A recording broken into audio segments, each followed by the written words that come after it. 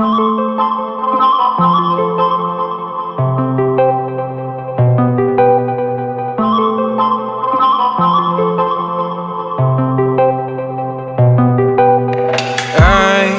control away the pieces that you gave, betray in a way. Often I'm stuck on my back. How could you do this? We've been through this for a while. Assalamualaikum warahmatullahi wabarakatuh. Halo semuanya, salam kenal. Perkenalkan, nama aku Nidia, mahasiswi dari D4 Usaha Perjalanan Wisata di Sekolah Tinggi Pariwisata Trisakti. Dan pada kesempatan kali ini, aku akan membuat sebuah podcast yang semoga bisa bermanfaat untuk teman-teman semua. Nah, kira-kira apa sih yang akan aku bahas pada podcast kali ini? Jadi, di podcast kali ini, aku akan membahas mengenai wisata bahari di Indonesia. Nah, biar gak kelamaan, langsung saja kita lanjut ke pembahasannya. Akan membahas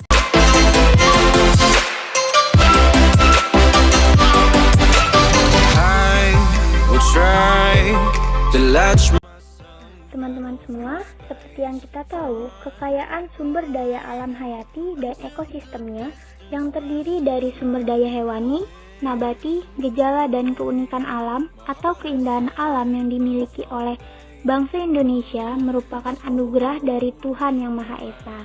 Potensi sumber daya alam hayati dan ekosistemnya tersebut perlu dikembangkan dan juga dimanfaatkan untuk kepentingan dan kesejahteraan masyarakat tanpa melupakan upaya konservasi, sehingga tetap tercapai keseimbangan antara perlindungan, pengawetan, pemanfaatan, dan yang lestari.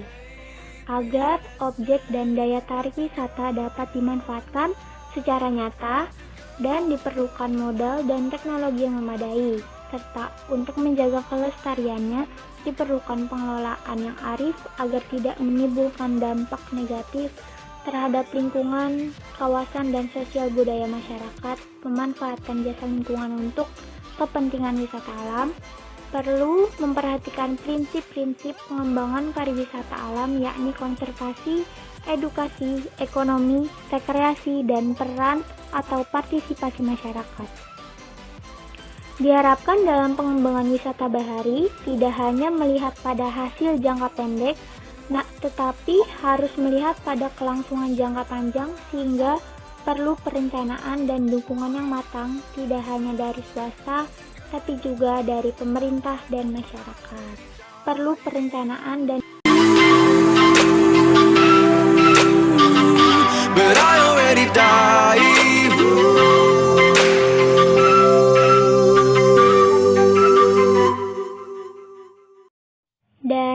untuk pembahasan selanjutnya, aku akan membahas mengenai potensi wisata bahari di Indonesia. Nah, kira-kira apa sih potensi yang dimiliki wisata bahari di Indonesia itu sendiri? Langsung aja kita ke pembahasannya. Indonesia, yang wilayah lautnya mencapai 3/4 bagian dari luas wilayah secara keseluruhan. Wilayah daratnya terdiri dari pulau-pulau besar dan juga pulau-pulau kecil. Tercatat ada sekitar 17.805 buah pulau-pulau kecil yang hingga saat ini belum digarap dan dikembangkan sehingga dapat mempunyai andil bagi perekonomian nasional. Selain itu pula, garis pantai Pulau Indonesia begitu luas yang dapat kita potensikan sebagai daerah wisata bahari yang saat ini sedang diposisikan untuk menjadikannya sebagai masa depan pembangunan, di mana berbagai potensi yang dimilikinya dipandang sebagai peluang untuk dapat mendongkrak pertumbuhan ekonomi. Dan rencana tersebut merupakan suatu tantangan yang tidak kecil karena banyak sekali faktor yang mempengaruhinya dan hingga saat ini belum ditemukan secara jelas. Salah satu tantangan yang dihadapi adalah munculnya berbagai pertanyaan yang sangat mendasar, yakni layakkah pulau-pulau kecil dan pantai-pantai kita untuk dikembangkan dan dijual atau dipromosikan? Memang, dalam upaya membangun dan mengembangkan, dibutuhkan suatu pendekatan pemikiran yang agak sedikit meloncat, pendekatan dan pemikiran yang terjadi saat ini dinilai tidak mampu untuk menjawab ke arah perkembangan pulau-pulau kecil tersebut.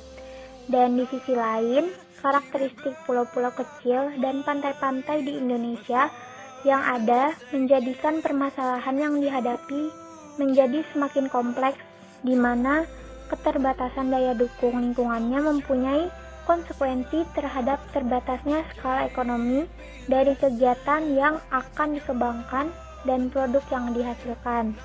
Dan itu pula sekaligus menjadi pembatas terhadap jenis-jenis kegiatan yang dapat dikembangkan.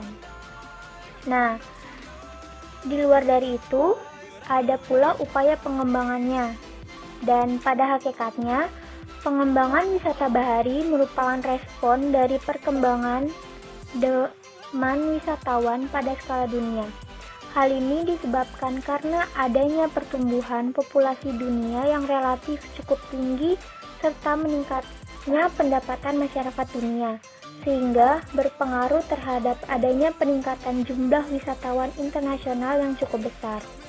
Di samping itu terjadi pula peningkatan minat para wisatawan yang mengaruh kepada bahari. Saat ini kegiatan wisata bahari di Indonesia belum menggembirakan, di mana jumlah kapal pesiar yang berlabuh di kawasan ASEAN masih didominasi oleh Singapura, Malaysia, Thailand, dan negara ASEAN lainnya. Indonesia hanya mampu menyerap sekitar 1,4%. Padahal dengan keindahan alam dan pulau-pulau kecil yang dimiliki oleh Indonesia, mampukah kita bersaing? Nah, ada 4 masalah utama yang kurang mendukung pengembangan wisata bahari di Indonesia, yaitu pertama, belum adanya perencanaan terpadu antar berbagai sektor. Yang kedua, belum tersedianya infrastruktur pelabuhan khusus untuk kapal pesiar. Yang ketiga, belum adanya tur operator yang khusus menangani wisata kapal pesiar. Dan yang keempat, kurangnya promosi objek wisata bahari dan prosedur birokrasi yang panjang untuk mendapatkan Cruising Approval for Indonesian Territory or CAIT atau izin menjelajah di wilayah Indonesia.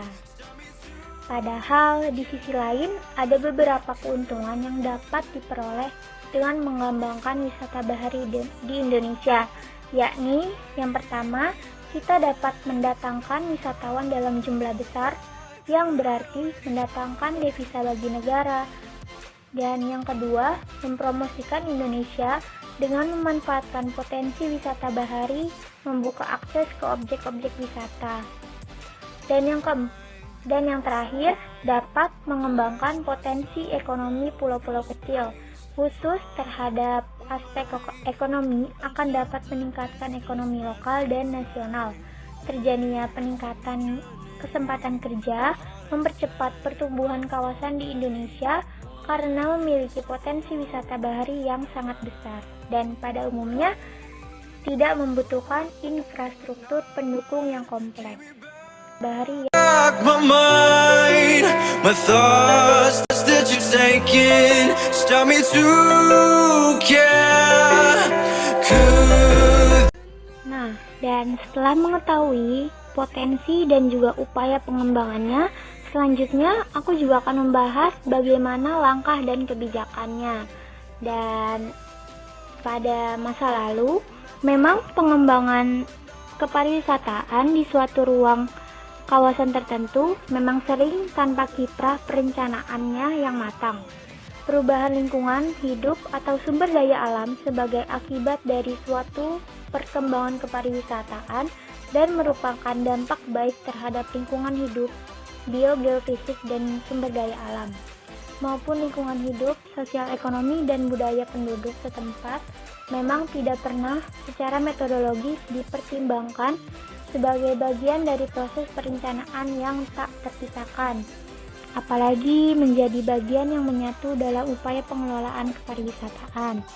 Apabila hal ini terus berlangsung dalam kecenderungan pariwisata pantai dan laut yang makin cenderung menuju pariwisata massal, dampak biogeofisik dan sosial ekonomi dan juga budaya secara negatif dari kegiatan wisata pantai dan laut akan tak bisa terhindarkan lagi.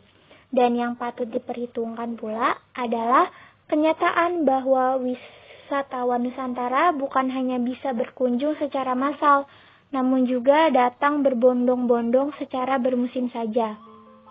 Biasanya, wisatawan Nusantara datang berbondong-bondong secara massal hanya dalam suatu musim, dan biasanya pada musim liburan saja, yang relatif pendek sehingga upaya mengatasi peningkatan pelayanan dan pengelolaan wisata itu tak terhindarkan dan amat melonjak dan juga serentak.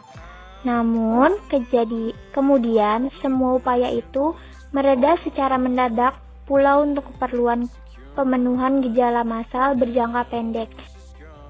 Sambil para wisatawan massal yang datang dan pergi secara singkat ini meninggalkan tapak dan juga jejak yang mengotori, mencemarkan, merusak karena kedatangannya yang berbondong-bondong itu.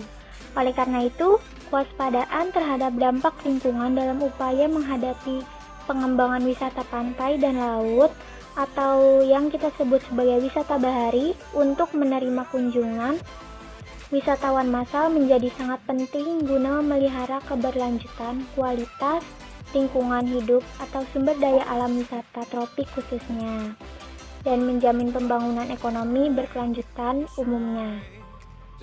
Nah, dari pembahasan di atas dapat aku simpulkan bahwa banyaknya kendala yang akan menghadang kemajuan wisata bahari di Indonesia, sehingga untuk memajukan wisata bahari di Indonesia perlu langkah-langkah dan strategi yang diharapkan secara garis besar dapat menciptakan dan mendorong pertumbuhan ekonomi.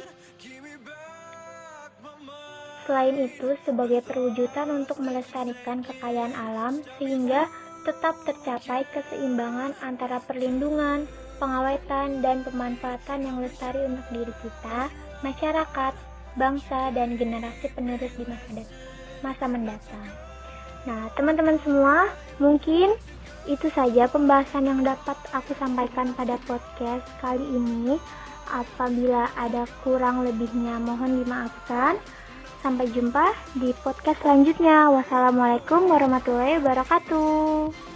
Mohon dimaafkan.